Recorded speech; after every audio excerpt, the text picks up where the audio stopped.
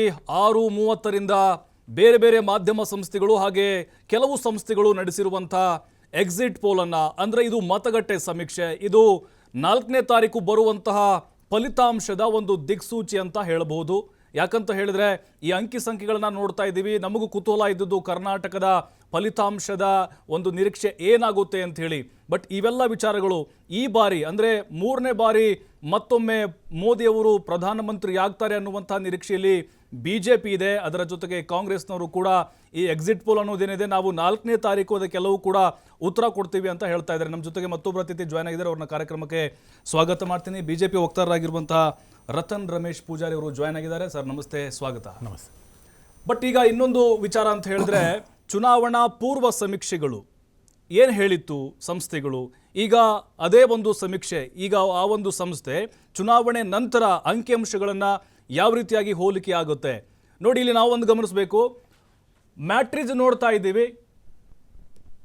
ಏನು ಹೇಳಿತ್ತು ಅಂತ ಹೇಳಿದ್ರೆ 353ರಿಂದ 370 ಹೇಳಿತ್ತು ಪ್ರೀಪೋಲ್, ಅಂದರೆ ಚುನಾವಣಾ ಪೂರ್ವ ಸಮೀಕ್ಷೆ ನೋಡ್ತಾ ಇದ್ದೀವಿ. 377 ಹೇಳಿತ್ತು. ಇಂಡಿಯಾ ಒಕ್ಕೂಟ 93 ಬರುತ್ತೆ ಅಂತ ಹೇಳಿತ್ತು, ಅಂದರೆ ಮತದಾನ ಆಗೋದಕ್ಕಿಂತ ಮುಂಚಿನ ಸಮೀಕ್ಷೆಯ ಅಂಕಿಅಂಶ ಇದು. ಇತರೆ 73 ಸ್ಥಾನಗಳನ್ನು ಗೆಲ್ತಾರೆ ಅಂಥೇಳಿ. ಎಕ್ಸಿಟ್ ಪೋಲ್ ನೋಡ್ತಾ ಇದ್ದೀವಿ, ಮತಗಟ್ಟೆ ಸಮೀಕ್ಷೆ ಇವತ್ತು ಬಂದಿರೋದು. NDA ಇಲ್ಲಿ 353ರಿಂದ 368 ಸ್ಥಾನ ನೋಡಿ, ಡಿಫ್ರೆನ್ಸ್ ನೋಡ್ತಾ ಇದ್ದೀವಿ.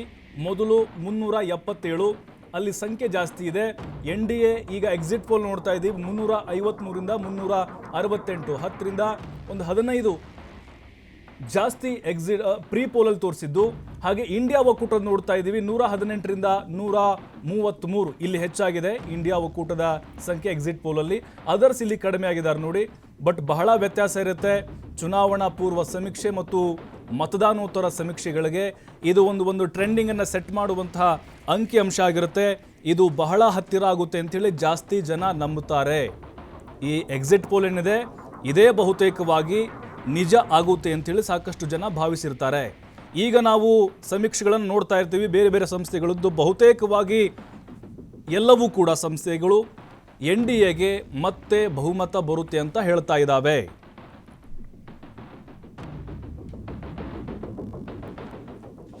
ಸರ್, ಈಗ ಮತ್ತೊಮ್ಮೆ ಮೋದಿಯವರು ಅಧಿಕಾರಕ್ಕೆ ಬರ್ತಾರೆ ಅನ್ನೋದು ಈ ಅಂಕಿ ಸಂಖ್ಯೆ ನೋಡಿದ್ರೆ ನಿಮಗೆ ಸಹಜವಾಗಿ ವಿಶ್ವಾಸ ಬಂದಿರುತ್ತೆ. ಹೌದು. ಬಟ್ ಈ ಬಾರಿ NDAಗೆ ಇಷ್ಟು ಸಂಖ್ಯೆ ಬರಲಿಕ್ಕೆ ಕಾರಣ ನೋಡೋಕೆ ಹೋದರೆ ನಾವು ರಾಮ ಮಂದಿರ 370 ರದ್ದಾಗಿದ್ದು, ಕೆಲವೊಂದಿಷ್ಟು ಭಾವನಾತ್ಮಕ ವಿಚಾರಗಳು ವರ್ಕೌಟ್ ಆಯಿತು ಅನ್ನುವಂಥದ್ದು ಅಭಿವೃದ್ಧಿಗಿಂತ.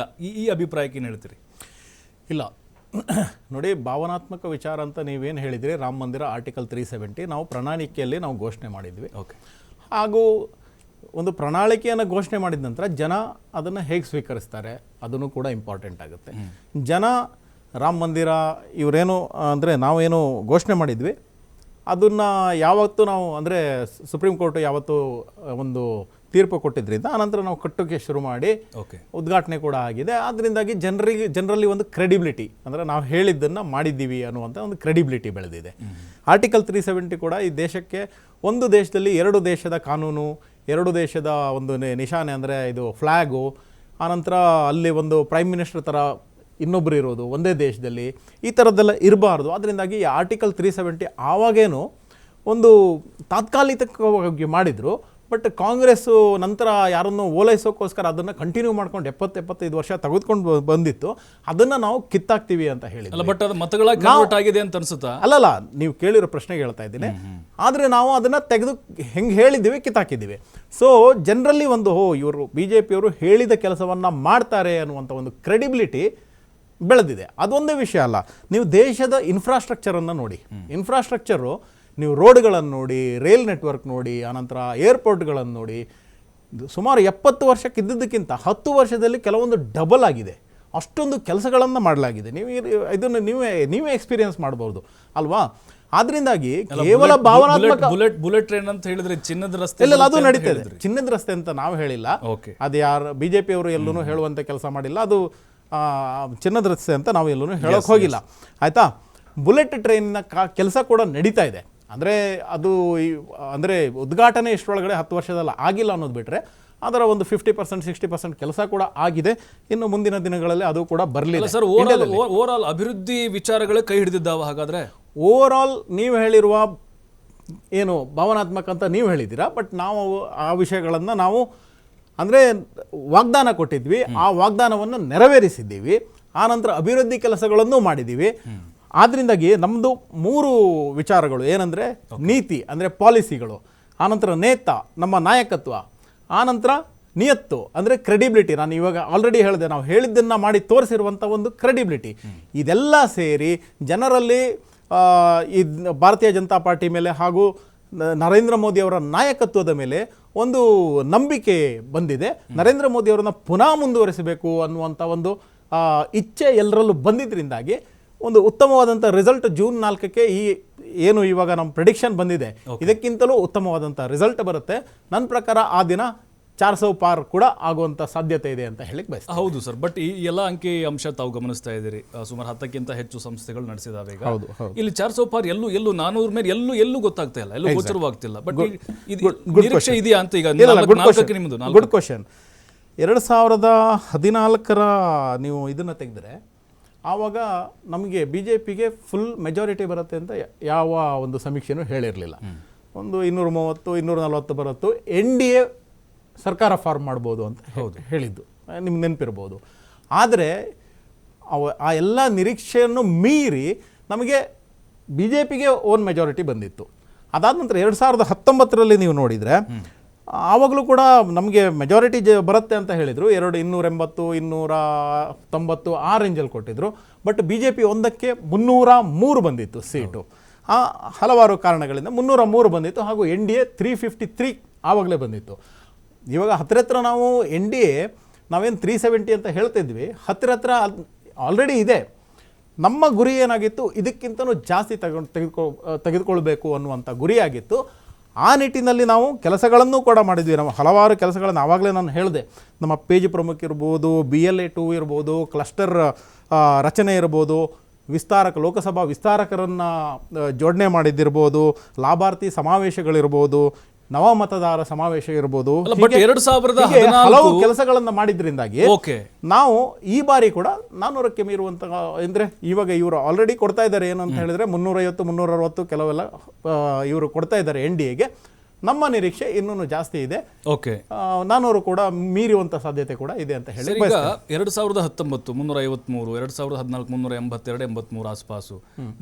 ಬಟ್ ಈಗ ಓವರ್ ಆಲ್ ನಾವು ಟ್ಯಾಲಿ ಹಾಕಿದಾಗ 350ಕ್ಕಿಂತ ಕೆಳಗಡೆನೆ ಹೋಗುತ್ತೆ ಅನ್ನೋದು NDA. ಇಲ್ಲ, ಯಾವ ಟ್ಯಾಲಿಯಲ್ಲಿ ಎರಡು ಅವಧಿಗಿಂತ ಕಡಿಮೆ ಹೋಗುತ್ತೆ ಅನ್ನೋದು ಇಲ್ಲ. ನೋಡಿ, ಅದು ಪಿ ಮಾರ್ಕ್ ಅವರು 359 ಕೊಟ್ಟಿದ್ದಾರೆ, 359. ಹೌದು. ನೀವು ಇನ್ನೊಂದಕ್ಕೆ ಹೋದ್ರೆ ಚಾಣಕ್ಯದವರು ಎಷ್ಟು ಕೊಟ್ಟಿದ್ದಾರೆ, 371 ಯಾರೋ ಕೊಟ್ಟಿದ್ದಾರೆ, ಇಂಡಿಯಾ ನ್ಯೂಸು ಎಕ್ಸಿಟ್ ಪೋಲ್. ಆಯ್ತಾ? ಅದರಿಂದಾಗಿ ಎಲ್ಲ ಸಮೀಕ್ಷೆಗಳು ಕೂಡ ನಾವು ನೋಡಿರುವಂಥದ್ದು, ಅವರು ಆಲ್ರೆಡಿ ನಮ್ಮದು ಏನಿದೆ ಅದಕ್ಕಿಂತ ಒಂದಿಷ್ಟು ಹೆಚ್ಚೇ ಕೊಟ್ಟಿದ್ದಾರೆ ಅಥವಾ ಆಸ್ಪಾಸಿನಲ್ಲೇ ಕೊಟ್ಟಿದ್ದಾರೆ.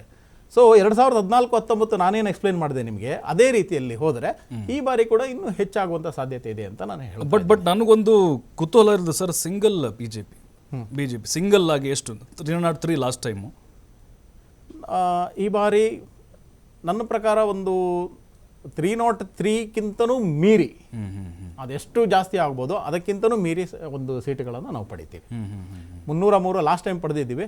ಬಟ್ 10 ವರ್ಷದ ನಮ್ಮ ಸಾಧನೆ, ಆನಂತರ ಮೋದಿಯವರ ನಾಯಕತ್ವದಿಂದಾಗಿ ನಾವು ಲಾಸ್ಟ್ ಟೈಮ್ ಏನು 303 ಬಂದಿದೆ, ಅದಕ್ಕಿಂತನೂ ಮೀರಿ ಹೆಚ್ಚಿನ ಸೀಟುಗಳನ್ನು ಪಡೆಯೋದಂತೂ ಶುದ್ಧ ಸತ್ಯ ಅಂತ ಹೇಳಿ. ಬಟ್ ಇದು ಮೋದಿ ನಾಯಕತ್ವವನ್ನು ಮೆಚ್ಚಿ 3ನೇ ಬಾರಿಗೆ ಈ ರೀತಿ ಸಂಖ್ಯೆ ಬರ್ತಾ ಇದೆ ಅಂತ ಅನ್ನಿಸ್ತಾ ಇದೆಯಾ? ಓವರ್ ಆಲ್ ಪಕ್ಷದ ನೋಡ್ತಾ ಇದ್ದೀರಾ? ನೋಡಿ, ನಾನು ಆವಾಗಲೇ ನಿಮಗೆ 3 ವಿಷಯವನ್ನು ಹೇಳಿದೆ, ನೇತಾ, ನೀತಿ, ನಿಯತ್ತು ಅಂತ. ಅಲ್ಲ, BJP ನಂಬ್ಕೊಂಡಿರೋದೇ ಮೋದಿ ಅವ್ರನ್ನ ಅಂತ? ಹಾಗೇನಿಲ್ಲ. ನೋಡಿ, ಇವಾಗ ನಮ್ಮನ್ನ ಅದರಲ್ಲೇನು ತಪ್ಪು ಇಲ್ವಲ್ಲ. ಇವಾಗ ನೋಡಿ, ಭಾರತೀಯ ಜನತಾ ಪಕ್ಷದ ಪ್ರಧಾನಮಂತ್ರಿ ಕ್ಯಾಂಡಿಡೇಟ್ 3ನೇ ಬಾರಿ ಆಗಿ ಅವರನ್ನು ಪ್ರೊಜೆಕ್ಟ್ ಮಾಡಿದ್ದೀವಿ ನಾವು. ಆಯ್ತಾ? ಇವಾಗ ಮೋದಿಯವರ ಒಂದು ನಾಯಕತ್ವ, ಒಂದು ಸ್ಟ್ರಾಂಗ್ ನಾಯಕತ್ವ ಇದೆ. ಆಯಿತು, ಆಪೋಸಿಷನಲ್ಲಿ ಯಾರಿದ್ದಾರೆ? ಅವ್ರ ಹತ್ರ ಯಾರು ನಾಯಕತ್ವ ಅಂತಾನೆ ಇಲ್ಲ, ಅವ್ರದ್ದು ಯಾರಂತ ಹೇಳೋಕ್ಕೂ ಆಗಲ್ಲ ಅವ್ರಿಗೆ. ಅಲ್ಲ, ಅದೇ ಪ್ಲಸ್ ಆಗಿದ್ದು ಅಂತೀಗ. ಪ್ಲಸ್ ಮೈನಸ್ ನಾವೇನು ಹೇಳಿಲ್ವಲ್ಲ ಅವ್ರ ಹತ್ರ, ನಿಮ್ಮ ಹತ್ರ ಏನು ಇದು ನಾಯಕತ್ವ ರೆಡಿ ಮಾಡಬೇಡಿ ಅಂತ ಹೇಳಿಲ್ವಲ್ಲ, ಪ್ರೊಜೆಕ್ಟ್ ಮಾಡಬೇಡಿ ಅಂತ ಹೇಳಿಲ್ವಲ್ಲ. ನಮ್ಮ ಹತ್ರ ತಾಕತ್ತಿತ್ತು, ನಾವು ಪ್ರಾಜೆಕ್ಟ್ ಮಾಡಿದ್ದೀವಿ ಅಲ್ವಾ, ಮೋದಿ ಅವರನ್ನ ಪ್ರಾಜೆಕ್ಟ್ ಮಾಡಿದ್ದೀವಿ, ಮೋದಿ ಅಂತ ಬಲಿಷ್ಠ ನಾಯಕತ್ವವನ್ನು ನಾವು ಪಡೆದಿದ್ದೀವಿ, ಅದಕ್ಕೆ ನಾವು ಏನು ಹೆಮ್ಮೆ ಇದೆ ನಮಗೆ. ಆನಂತರ ನಾವು ಅದನ್ನು ಒಂದು ಗಾಡ್ ಗಿಫ್ಟ್ ಅಂತ ಅನ್ಕೊತೀವಿ. ಅವರು ಮಾಡಬೇಕಿತ್ತಲ್ಲ, ಆಯ್ತಾ, ಯಾವುದೋ ಒಂದು ಫ್ಯಾಮಿಲಿಗೆ ಜೋತಾಕೊಂಡು ಅವ್ರಿಗೆ ಇರಬೇಕಾದಂಥ ಅವಶ್ಯಕತೆ ಅಂದ್ರೆ ಬಿಜೆಪಿ ಅವರು ಒಪ್ಕೊಳ್ಳೋದು ಮೋದಿ ಅವರು ಬಿಟ್ರೆ ಬೇರೆ ಪರ್ಯಾಯ ಆಯ್ಕೆಗಳಿಲ್ಲ, ಬೇರೆ ನಾಯಕತ್ವ ಇಲ್ಲ. ನೋಡಿ, ಮೋದಿ ಅವರು ಇರೋವರೆಗೂ ಬಿಜೆಪಿಗೆ ಭವಿಷ್ಯ ಅನ್ನುವಂಥ ಚರ್ಚೆಗಳು ಇದೆ, ಆರಂಭದಿಂದಲೂ ಇದೆ. ನೋಡಿ, ಅಟಲ್ ಬಿಹಾರಿ ವಾಜಪೇಯಿ ಅವರು ಪ್ರಧಾನಮಂತ್ರಿಗಳಾಗಿದ್ದರು. ಆವಾಗ ತುಂಬ ಕೆಲಸವನ್ನು ಮಾಡಿದರು, ಇಡೀ ದೇಶದಲ್ಲಿ ಅವರು ಬಹಳ ಫೇಮಸ್ ಆಗಿದ್ದರು. ಆವಾಗ ಒಂದು ಪ್ರಶ್ನೆ ಬರುತ್ತೆ, ಅಟಲ್ ಬಿಹಾರಿ ವಾಜಪೇಯಿ ಅವರು ಪ್ರಧಾನಮಂತ್ರಿ ಆದರು, ಆದರೆ ಅಟಲ್ ಬಿಹಾರಿ ವಾಜಪೇಯಿ ಅವರ ನಂತರ ಯಾರು, ಹೌದು, ಇಲ್ಲಿಗೆ ಬಿಜೆಪಿ ಮುಗೀತು ಅಂತ ಅವಾಗ ಹೇಳಿದರು. ನರೇಂದ್ರ ಮೋದಿ ಅವರು ಬಂದ್ರೆ ಇಲ್ವೋ? ಕರೆಕ್ಟ್ ತಾನೆ? ಹೌದು. ಹಾಗೇನೆ ಭಾರತೀಯ ಜನತಾ ಪಾರ್ಟಿ ಇವಾಗ ನಾವು ಅದನ್ನ ಪ್ರಶ್ನೆನೇ ಅಪ್ರಸ್ತುತ. ಅಲ್ಲಿ ನಮಗೆ ನಾಯಕತ್ವ ಇದೆ, ಪ್ರಧಾನಮಂತ್ರಿ ಕ್ಯಾಂಡಿಡೇಟ್ ಆಗಿ 3ನೇ ಬಾರಿ ಅವರನ್ನ ಇದು ಪ್ರೊಜೆಕ್ಟ್ ಮಾಡಲಾಗಿದೆ, ಅವರು ಗೆಲ್ಲುವುದು ಕೂಡ ಶತಸಿದ್ಧವಾಗಿದೆ. ಆನಂತರ 2047ಕ್ಕೆ ಭಾರತವನ್ನು ಏನು ಡೆವಲಪ್ಡ್ ಇಂಡಿಯಾ, ವಿಕಸಿತ ಭಾರತವಾಗಿ ನಾವು ಕನಸನ್ನು ಕಂಡು ಅದನ್ನು ಮಾಡೋದರ ನಿಟ್ಟಿನಲ್ಲಿ ಕೆಲಸ ಮಾಡ್ತಾ ಇದ್ದೇವೆ. ಇನ್ನು ಯಾವಾಗ ನರೇಂದ್ರ ಮೋದಿ ಅವರ ನಂತರದ ಏನು ನೀವು ಪ್ರಶ್ನೆ ಎತ್ತಿದ್ದೀರಾ, ಆ ಒಂದು ಸಂದರ್ಭ ಬಂದಾಗ ಒಂದು ಉತ್ತಮವಾದ ನಾಯಕತ್ವ ಭಾರತೀಯ Janata party, it is a factory of creation of leaders.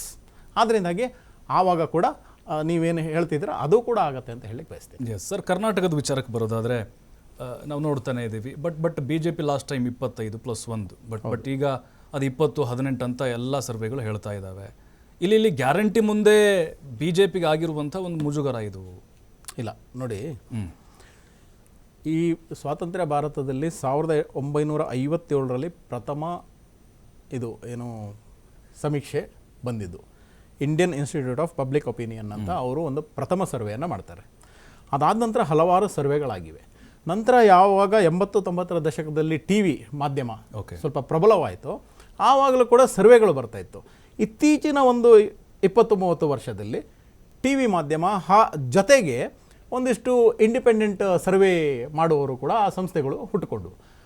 ಆದರೆ ಈ ಒಂದು ಸರ್ವೆಯಲ್ಲಿ ಹಲವಾರು ಸರ್ವೆಗಳು ಸರಿಯಾಗಿವೆ, ಹಲವಾರು ಸರ್ವೆಗಳು ಅವರು ಹೇಳಿದ್ದಕ್ಕಿಂತಲೂ ನಿರೀಕ್ಷೆ ಮೀರಿ ಬಂದಿದೆ, ಹಲವಾರು ಸರ್ವೆಗಳು ತಪ್ಪು ಆಗಿರ್ಬೋದು ಅಲ್ವಾ. ಆದ್ದರಿಂದಾಗಿ ಇವರೇನು ಇವಾಗ ಪ್ರೊಜೆಕ್ಟ್ ಮಾಡಿದ್ದಾರೆ, ನಾನು ಆವಾಗಲೇ ಹೇಳಿದೆ, ದೇಶದಲ್ಲೂ ಕೂಡ ಇವರು ಪ್ರೊಜೆಕ್ಟ್ ಮಾಡಿರುವಂಥದ್ದು 2014ರಲ್ಲಿ ಜಾಸ್ತಿ ಬಂದಿದೆ, 2019ರಲ್ಲಿ ಜಾಸ್ತಿ ಬಂದಿದೆ. ದೇಶದಲ್ಲಿ ಇವಾಗ ಇವರು ಕೊಟ್ಟಿರುವಂಥದ್ದು ಬಹಳ ಆಶಾದಾಯಕವಾಗಿದೆ. ಆದರೆ ನಾವು ಇನ್ನೂ ಇದಕ್ಕಿಂತ ಜಾಸ್ತಿ ಮೀರಿ ಬರ್ತದೆ ಅಂತ ಹೇಳಲಿಕ್ಕೆ ಬಯಸ್ತೀನಿ. ಅಷ್ಟೇ ಅಲ್ಲ, ಕರ್ನಾಟಕದಲ್ಲೂ ಕೂಡ ಏನು ಎಕ್ಸ್ಪೆಕ್ಟ್ ಮಾಡಿದ್ದಾರೆ, ಅವ್ರು ಏನು ಪ್ರೊಜೆಕ್ಟ್ ಮಾಡಿದ್ದಾರೆ ಅದಕ್ಕಿಂತ ಮೀರಿ 28ಕ್ಕೆ 28 ಬರುವಂಥ ಅವಕಾಶಗಳು ಕೂಡ ಇದೆ ಅನ್ನುವಂಥದ್ದು ನಾನು ಒಪ್ಕೊಳ್ತೀನಿ. ಇನ್ನೊಂದು ವಿಷಯ